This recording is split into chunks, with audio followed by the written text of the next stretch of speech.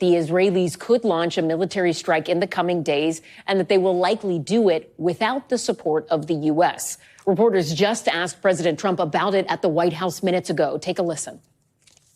Mr. President, how imminent is an Israeli strike on Iran? Well, I don't want to say imminent, but it looks like it's something that could very well happen. Look, it's very simple, not complicated. Iran cannot have a nuclear weapon. Other than that, I want them to be successful. I want them to be tremendous. We'll help them be successful. We'll trade with them. We'll do whatever is necessary.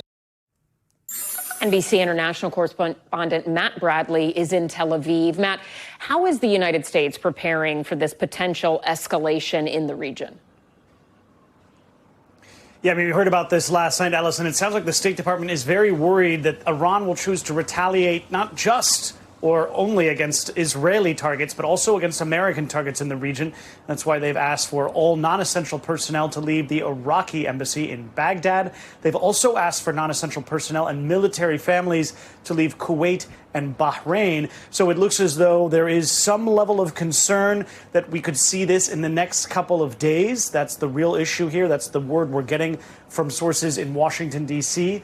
But whether or not the Trump administration is able to stop this, that's one of the big issues here. You can tell Donald Trump doesn't want to see this happen. He wants to see his negotiations, which are ongoing, going through and coming to a deal with the Iranians. The sixth meeting of the Iranians and the U.S. negotiators is happening in Oman on Sunday. So, it's unclear whether or not the Israelis are going to go through with some sort of strike before they give that one last chance.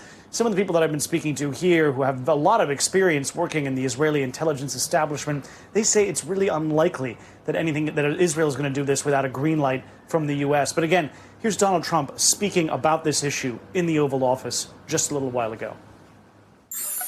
Look, there's a chance of massive conflict. We have a lot of American people in this area. And I said, we got to tell them to get out because something could happen soon. And I don't want to be the one that didn't give any warning and missiles are flying into their buildings. It's possible. So I had to do it. So again, we're also hearing from the IAEA, the UN's international nuclear watchdog. They said for the first time in 20 years, Iran has not been living up to its commitment to the IAEA in terms of reporting its nuclear activities.